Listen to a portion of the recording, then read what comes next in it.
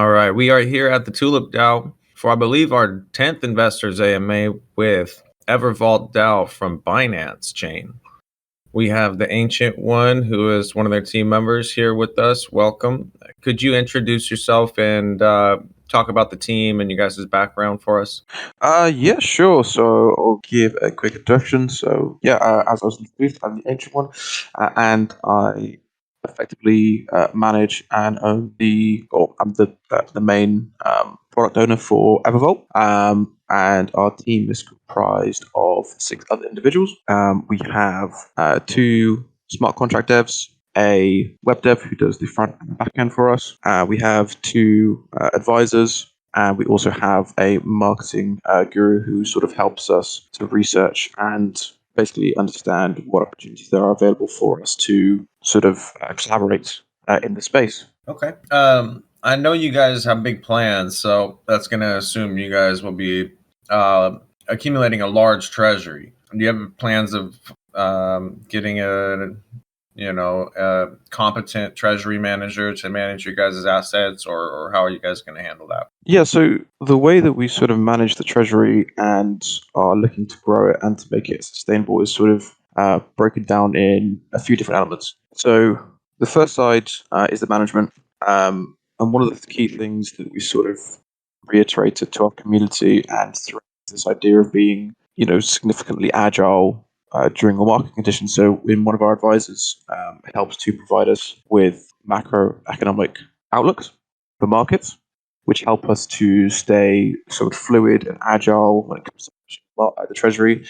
Something that I've again said to my community in the past is that, if we truly are going to be experiencing prolonged periods of downturns in the market, we'll happily pivot to more stable focused deployment of the treasury. Because at the end of the day, we want to, be able to survive and fight through or hold through bear markets and crypto winters. Right. Alongside that, we're also ensuring that we, put our marketers to good use when it comes to the research.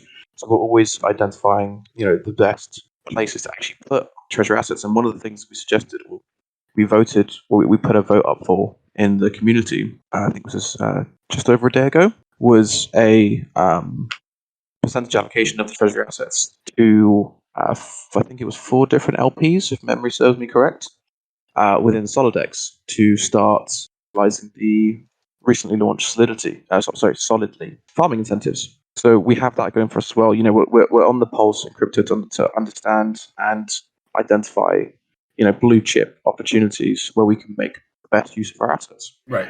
And in terms of actually growing the assets, the primary focus, the primary way to that we have done it and we will continue to do it is through, obviously we had the whitelist sale, the public sale, was sort of the initial injection. We've also got in our roadmap as part of expansion to the metaverse, Genesis land mints for what we're calling the Eververse, whereby people will be able to mint their claim to the land that we're creating. And we'll have, a few of these different mints that will help people to sort of carve out their NFT collection in preparation for Eververse, which will 50% of the proceeds of those sales will go to the treasury, 50% will go into the development of the metaverse. So we're, continually creating opportunities in a way that we can provide value to our community, to our treasury, in what we would like to think is the most efficient way possible, given whatever market conditions we find ourselves in. Right. Yeah. Things move quickly, and if you're not ahead of the game, you're behind. And if you do want to continue to grow, you have to be agile with a lot of assets. I mean, maybe not all of them, but you could be. We talk about this often, and currently TulipDAO's treasury is managed very agile.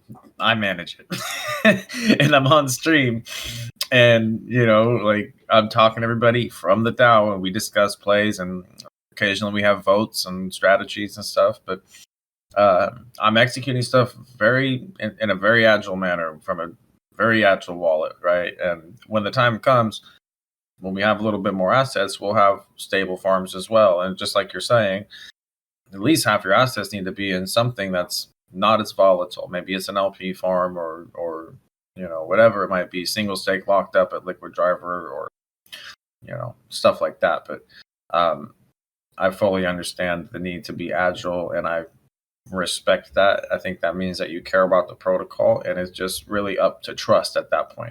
And it's going to be up to you to build that trust with the community and to let them know that you're there for the long haul, and you're going to be using those funds to push the protocol. That's the type of stuff that I would like to see. Yeah, and we're always transparent about movements. As I said, we put up a vote in one part to sort of give transparency to what our next move and idea is with the Treasury, but also to get it's always important to get an understanding of how your community views your decisions, and we'll provide our reasoning as to why we want to do X, Y, Z. And we also want to get feedback from the community because, the DAO is only successful if you're making decisions that are beneficial to the protocol and also decisions that your community agrees with. Otherwise, you're going to get upheaval, people won't be happy. So we always want to try and take as much as possible when it comes to, those kind of decisions. Yeah, most definitely. Okay, moving on from there, I'd like to touch on the elephant in the room, in my opinion, and that is the metaverse. There's so many terrible projects just popping up and just saying the word metaverse and putting it in their tags and hashtagging it and just praying that it's going to make their project successful. None of them have a working product. The ones that do, nobody wants to use them. Why is your project going to be different? What are you guys providing that's unique? What's going to bring users to you, and how are you going to differentiate yourself, separate yourself from the crowd? So, it's a good question. Metaverse is just quite a big buzzword at the moment, to be honest. It's like a bandwagon that people jump on. So, unique is an interesting word. So, what we're doing is, let me first of all explain to you our approach to this and why we've gone for this approach and based off the research we've done. So, one thing we noticed, and this is something, again, I've said in other chats, have reiterated quite frequently to our Discord, is whilst there's a lot of interesting metaverse projects out there, a lot of them do a very good job in terms of making the early adopters of the communities, an incredible amount of money. What we noticed is a lot of the games just aren't particularly fun.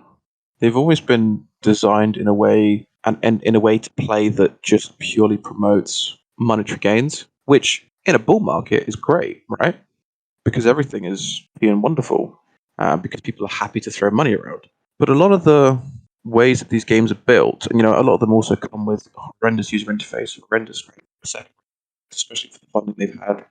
But the thing is, when a crypto winter comes around, and all of these tokenomics and these sort of ecosystems that have been built up that thrive particularly well in the bull market, when they start to slow down, my suspicion and what I suspect will happen is people will become a bit more critical and realize that the game they've been playing isn't that particularly fun and that it was just there for money.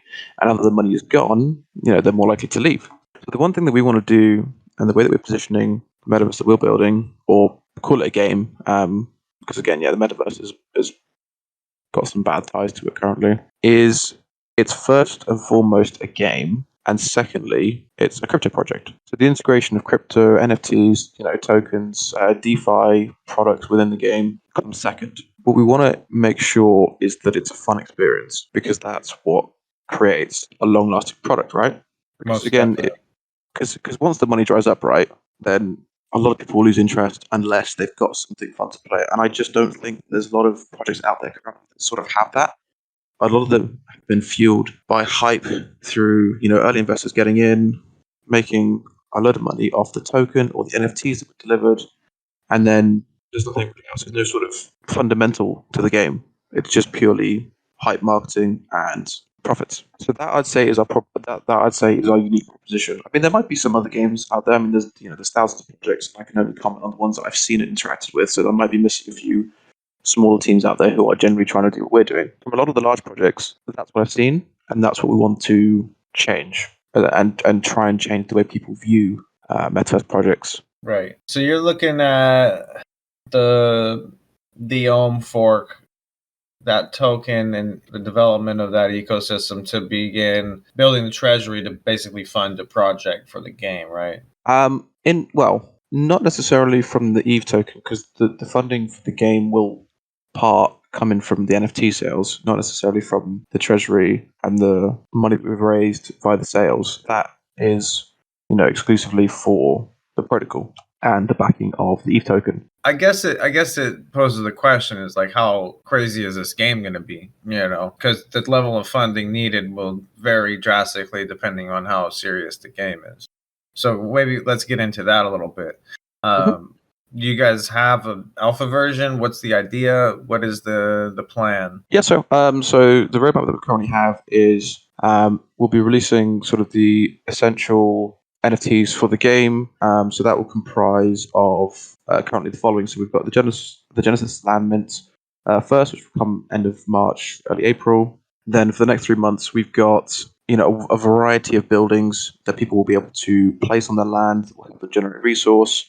So we've got agricultural buildings coming out, fortification buildings, and offensive buildings, like military style kind of buildings, which will help people when it comes to raiding other locations, whether they're player owned or NPC owned. Post that, we're looking to release the alpha to select few community members towards the end of the year. I think it was Q4 I mentioned, where we'll basically choose the most dedicated, that's probably the best word to say it, probably the most dedicated members of our community who will be able to gain that first, dip their toes into the Eververse in that quarter. And that's sort of like a really top level roadmap. There'll probably be sort of smaller events in between that timeline, but that's sort of how we are lined up for this current year. Okay, so you got to be slowly releasing mints for objects in the game, essentially, right? Yeah. So yeah, the initial one will be the land, which people could claim their little, or not little, but they'll claim their plot of land in the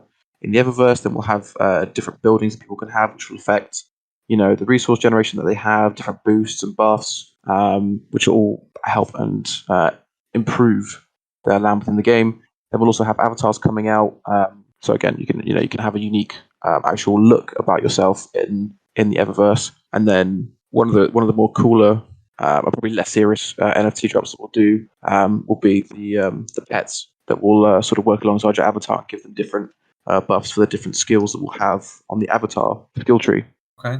Okay, so we're looking at some sort of RPG adventure game. Yes, I guess the best sort of way I can explain it is, so I'm sure a lot of people have played, well, I don't know what people's sort of gaming knowledge is, but one game that we're basing it off partially, so not entirely, but partially, is RuneScape when it comes down to the avatar side and the skilling side, to sort of, do skilling, gather resources, and to bolster up your HQ effectively. And on the flip side, from the HQ part, where you can, raid other people's lands, raid NPC lands, join clans, that kind of stuff, is we're taking a page out of the book from a really popular web game, which was popular quite a few years ago, which is called Tribal Wars. And we're sort of combining the two to create, in part an MMORPG, and in part sort of like an RTS game as well. All right, that's a lot of development hours. How you said you have? How many game developers do you have? So currently we have 2 who are onboarding as we speak, but we're looking to increase that because obviously we're going to need quite a bit more resource.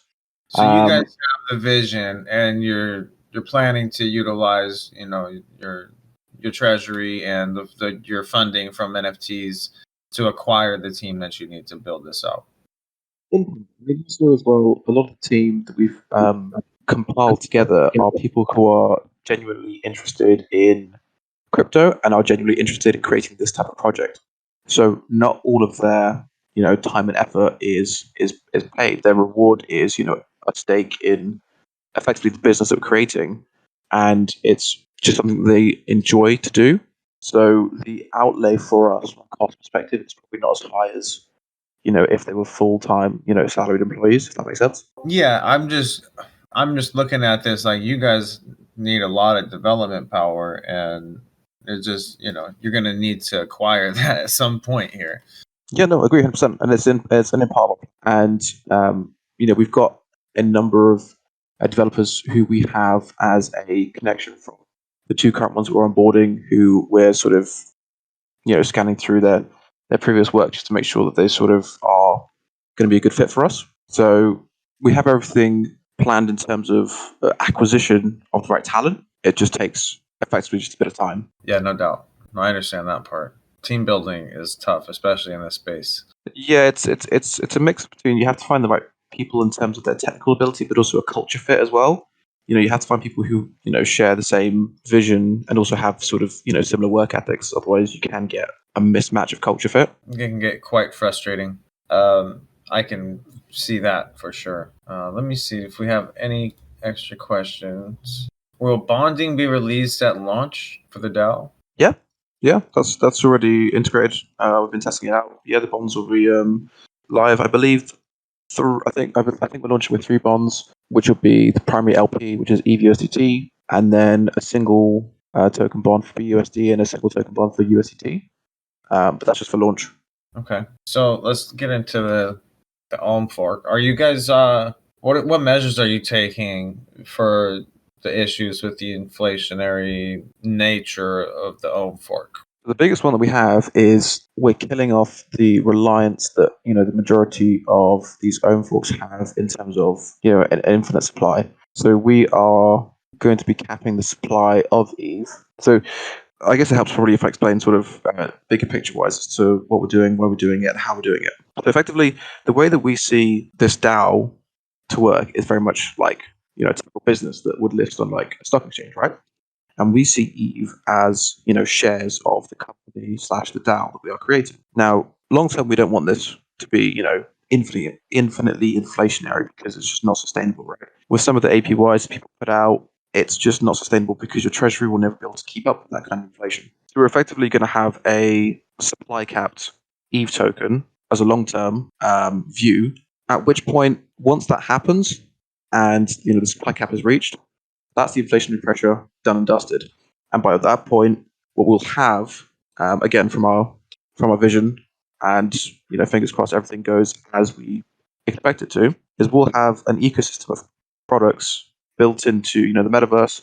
As I mentioned, we're building in different DeFi aspects into the metaverse as well that will work alongside the game, which will then all have fees that it'll take.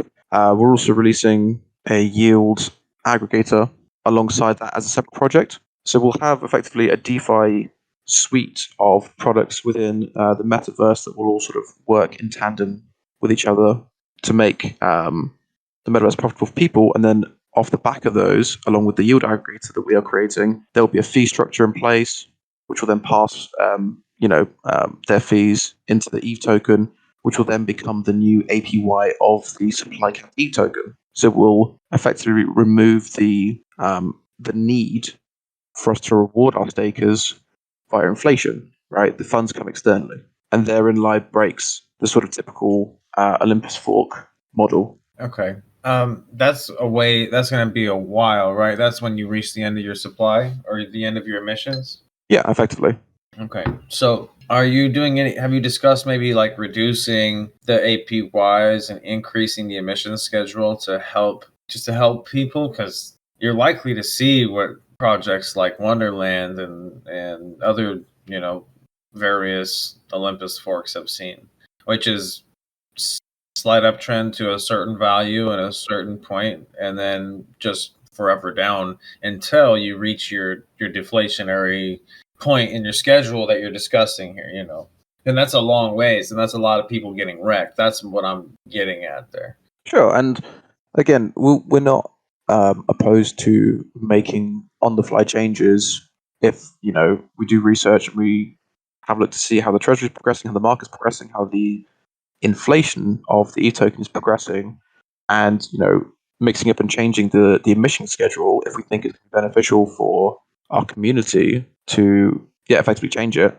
whether it's to increase it or decrease it, whatever. Then we'll do that. We don't want to print ourselves to death in a way that's going to damage investors in the community. So if we think a change to the emission schedule will be beneficial, then I don't see why we wouldn't do that. All right. Cool. I'm just asking the hard questions here. No, it's a fair point, and it's something that we noticed in a lot of the own forks. There was a massive craze for the last couple of months with own forks, and most of them were offering millions of APYs without a view to cap the supply, and you'd have a great couple of weeks of basically the community propping up the price, and then as soon as the first few big sellers started to hit the market, it would just slowly unwind itself. So we're very cautious about the way we approach things, and we try to be as calculated as possible. Yeah, it's a tough equation to figure out. We initially had plans to launch as an Olympus fork as well, and we ended up shifting gears recently, and we are going to go a completely different direction just for sustainability's sake. So yeah, I understand the obstacles. I'm very familiar with it. So yeah, that's all on that. Let's talk about the NFTs. You're doing land soon, or do you already have an NFT out, right? Yeah, so the current NFT collection that we have was most Olympus protocols have a team fee share. So one land has their 5% fee. So 5% of all emissions of time goes to the team, and we wanted to again take that template but switch it up a little bit. And the 5% team allocation, what we did is we turned it into a 5% side pot, which goes into a separate wallet, which is then distributed to our NFT holders for the first collection that we released, as sort of like a more community-focused approach in terms of the fee distribution. But we're also, as a side note, we'll be incorporating that initial collection within the Eververse. I've always said any NFT collection that we do release and do have will always be incorporated in some way to benefit the players, especially our early adopters. Right. Yeah. Okay. That's cool. Are they still minting? Do they mint out? How many are left? Where can you post us some links in the AMA chat for all you guys? Oh yeah, sure thing. Yeah, no worries. No, they're not currently mintable. The minting finished quite a few weeks back, actually. I'll post the link in. Where do you want me to put it? Just in AMA chat. Yes. Cool. Yeah, that's collection. That's the initial collection that we created, and yeah, it's effectively just like a weapons collection, and each weapon receives a different percentage of the 5% staking rewards that we set aside for the NFT holders. Your guys' art and banners and stuff looks so good. How is your artist like doing this stuff all from scratch? How is this? Yeah, so the graphic designer we have for branding is sort of actually met in person. And funnily enough, he actually used to work mainly for like big banks like JP Morgan and stuff, doing graphic design. So yeah, he's quite talented, and he's also quite into crypto as well, which sort of helps his understanding, I suppose, as to how to sort of position a brand, I guess, based on what he's seen from other brands. Yeah, looks great, dude. Really liking the. I don't know if it's all. I don't know if who's drawing this stuff or if he's taking visual elements from things, but it looks good. Very professional. Just it feels good. Aesthetics are right on. Hopefully, the game looks that good. Well, that's exactly what we're aiming for, and we want every single part of our branding, our vision, our tokenomics, down to the tiniest details to be as high quality as possible to reflect the approach we want to take. We've pushed back certain things at the early stages of the project, a week or two, because we wanted them to be just that little bit better. Because again, the crypto community is so we want to make sure that there's nothing to critique. Yes, you will get eaten alive by the degens out there. I have seen it happen on many occasions, even to good, promising projects. But yeah, absolutely. Yeah, no.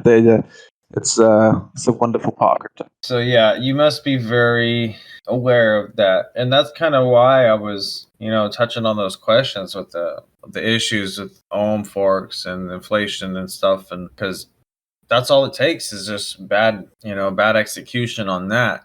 And then you lose faith of people and they dump you to zero and you're stuck building from $1 up or relaunching or paying back everybody from the treasury, etc. So You don't want to end up like DAO, who, by the way, are a lot of integrity. They paid back everybody out of the treasury, drained pretty much the whole treasury to pay back all their investors in USD or MIM or something. Did you hear about that?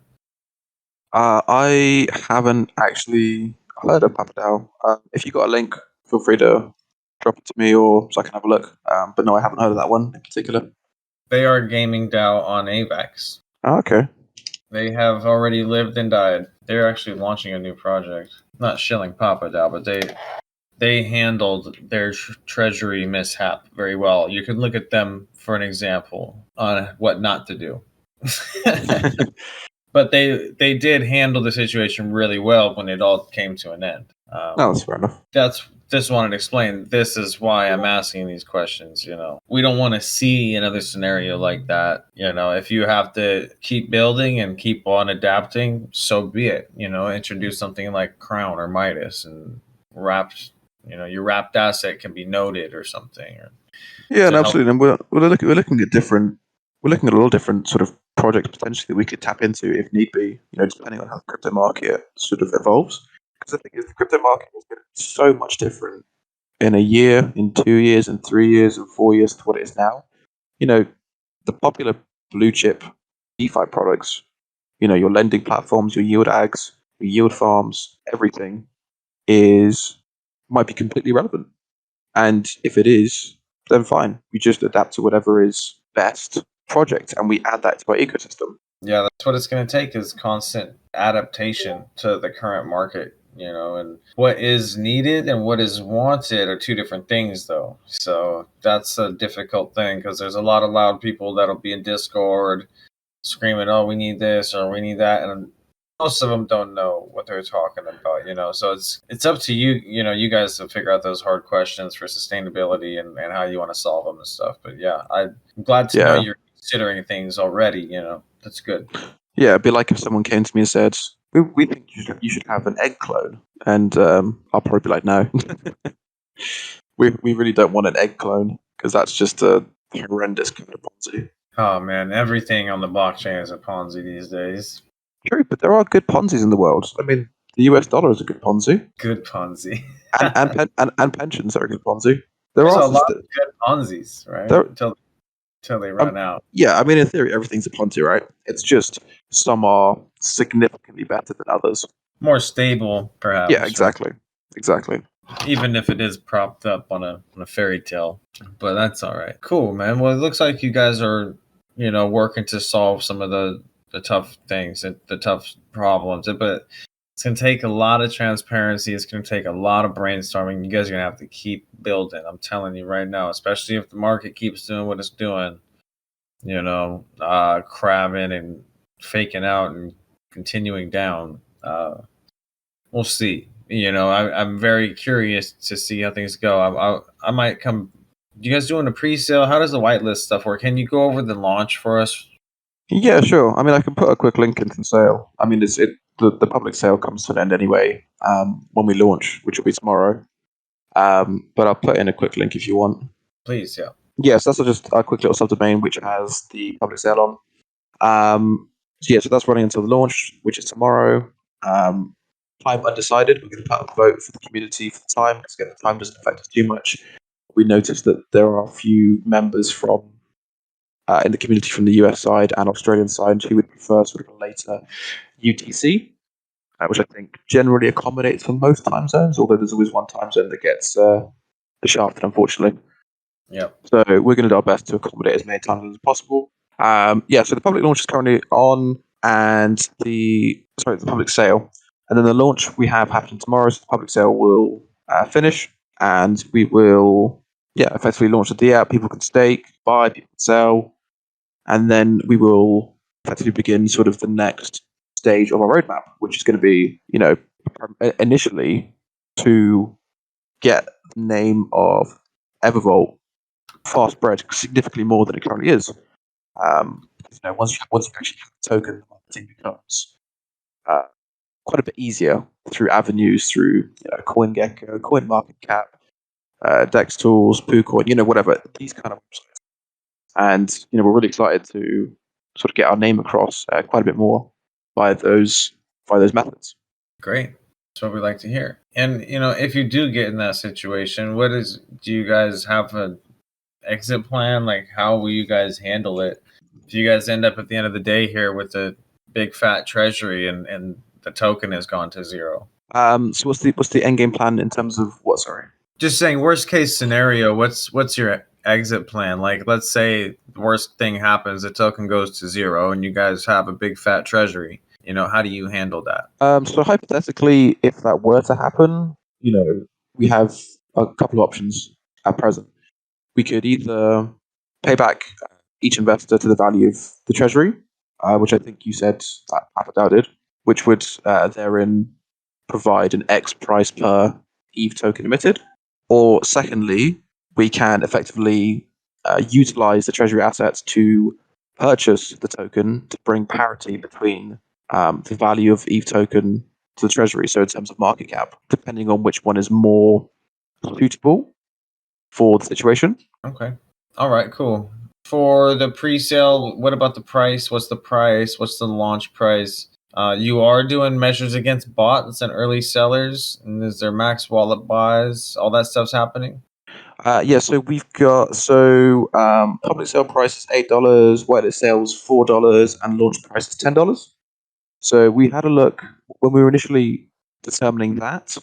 We were looking at different, Olympus forks, how they launch, what whitelist prices they did, what public prices, what launch prices, and we basically wanted to create as fair pricing structure as possible, which wouldn't create too much of disparity between launch price and public price, but also give the early adopters, the whitelisters, some kind of reasonable immediate gains that would make it worthwhile to actually be whitelisted. Right. And in terms of preventative measures, we have an anti-sniping. We will have an anti-sniping measure in place.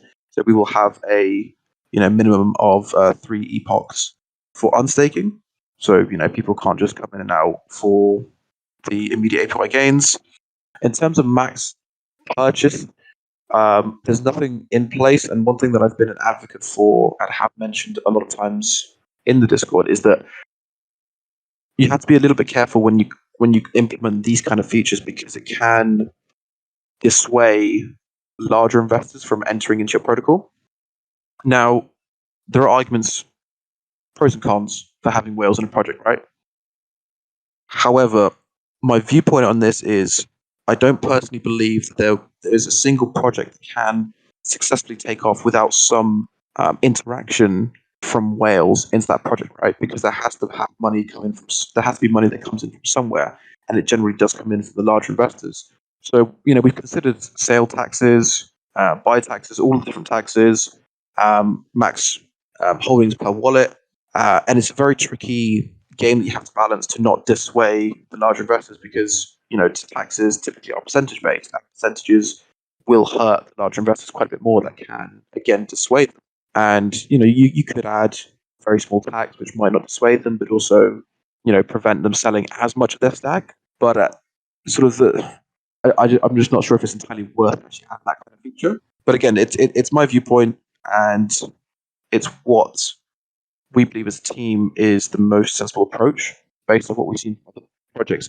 I mean, we've seen other projects who do things like, you could only sell a tiny amount of your holdings per day, which I think is insane.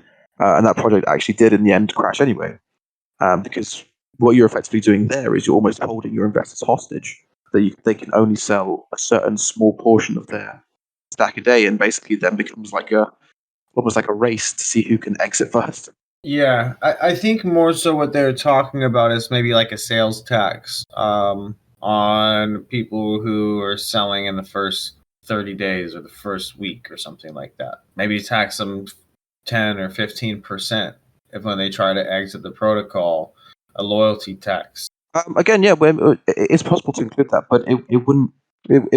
I wouldn't be comfortable in putting it at too high, because again, it would dissuade the investors. I mean, one thing which we are doing, which we will be doing as an incentive, which I'll be sort of announcing tomorrow in the Discord, which I haven't yet, is that we'll be giving away an exclusive limited edition NFT to any wallet which doesn't sell their EVE holdings within the first 30 days of launch.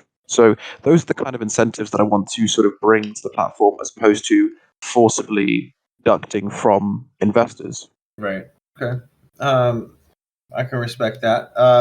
I want to ask, what type of marketing plans do you have, and are you planning on hiring an agency, or do you have people on board already? What's that looking like? Yeah, sure. So, like I said, we've got one marketer, and our marketing strategy primarily pre-launch has been working with groups like yourself. We've got influencers again who we're working with, who we've already established an initial relationship with. Our two biggest ones who've tweeted about us. We had Crypto Tony and Sell1over 9000, who recently created his own DAO, Forest DAO, which is quite an exciting project. Alongside that, also we're targeting more on the YouTube side. We're targeting more sort of niche, smaller channels. Because one thing that we found actually quite interestingly is some of the large influencers worked with didn't necessarily provide a good sort of return on investment. But where we really found and hit it, and hit our stride, is with more niche and focused influencers. People like Murdoch DeFi and Jack's Passive Income, who had quite substantially smaller followings, but they were much more dedicated followings, and they were quite niche, and they brought in us a significant amount of people. So that's our focus on YouTube front, and then obviously nurturing and developing our existing relationships with influencers like the two I mentioned, and also any others which research. But then also something that I touched on briefly earlier was this idea that there's a whole tool set that we're about to gain access to when it comes to marketing from a token perspective, which is even more exciting because again, the CMC, the CoinGeckos, KuCoins, Dex Tools, all of these different websites that we can utilize to drive some pretty crazy visibility to the ecosystem. No doubt. Yeah. Okay. So it sounds like you guys got a base plan, and as you grow, you're gonna need to adapt and stuff. But that's given with anything, right? Cool. The main key is we are trying to be as agile as possible in every aspect of our work, whether it's deployment of treasury assets, whether it's marketing. We will typically study and research what we believe are the top projects in any sector in crypto, whether it's DeFi, metaverse, whatever, and we will look to replicate the success that they've had and the steps they've taken. Very good. So next, KYC audits. What's the plan there? So KYC, we're in touch with another DAO, DAO Kings. I'm just waiting to hear back from them. We've already started the conversation. I'm literally just waiting to hear back from them at this point to get it done as quickly as we can. Audits, as soon as the audits are live on mainnet, we will send them out to, obviously, the typicals, the rug doc reviews. There's another Discord group that we are hopefully looking to collaborate with, who are quite big, who do their own review. And then we'll also obviously send it across to either Paladin or Certic for an initial review to see how much they would quote for it. All right. I'll put it out there that if you wanted to do a first KYC with the TulipDAO, then you'd get a quick response back. Yeah, I mean, feel free to DM me with pricing, timescale, and we'll go from there. For sure, man. Yeah, we're planning on offering this service for people starting soon and trying to be a source of credibility and a place that projects can go to get a KYC that means something. Because, I plan on trying to offer like an AMA KYC package for people, for them to build trust with their community and have it actually be, something that you could verify integrity for yourself, right? And gauge and see, because KYC isn't a guarantee. That's just the truth of the matter. You have to neither are audits.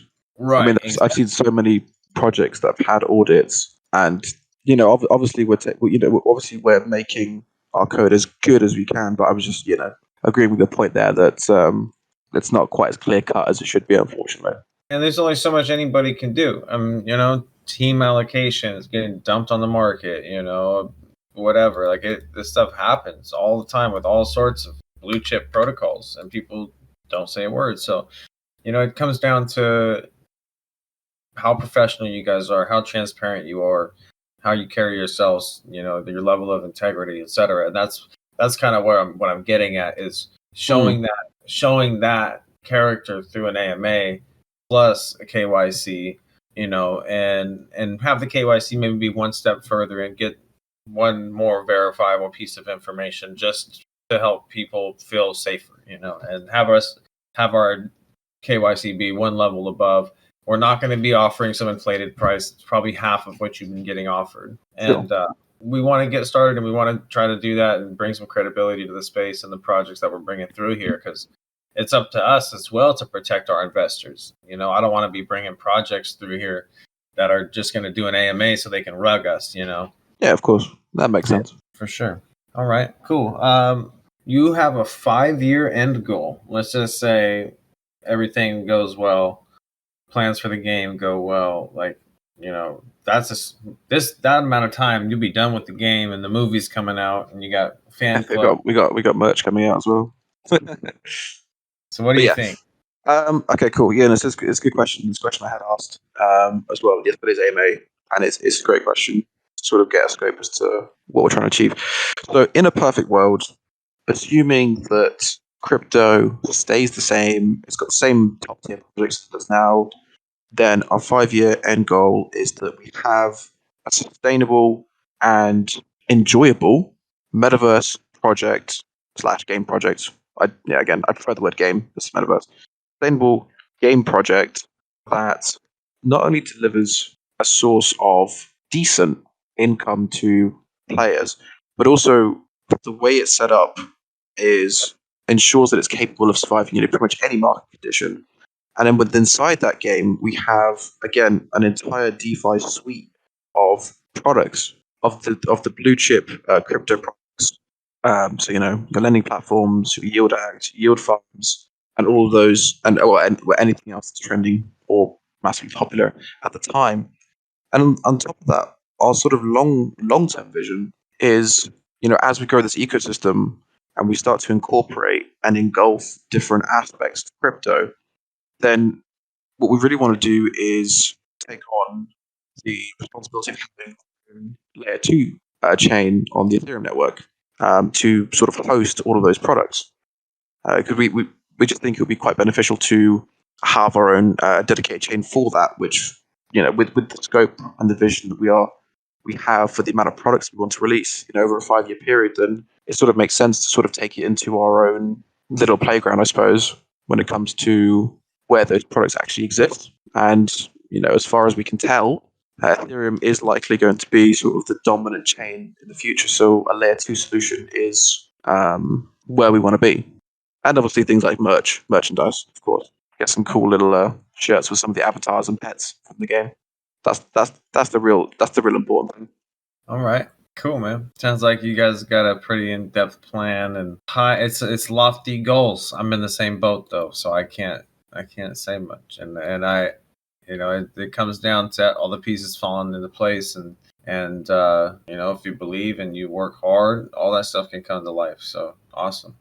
Absolutely. And it's we hope to prove it to our community, as I said multiple times, with our work ethic, transparency, and approach, our calculated approach to pretty much everything that we do. Cool, man. Well, just reaching out to us, coming cross-chain and doing this says a lot to me. And I don't look at Binance projects very often because they seem so obscure.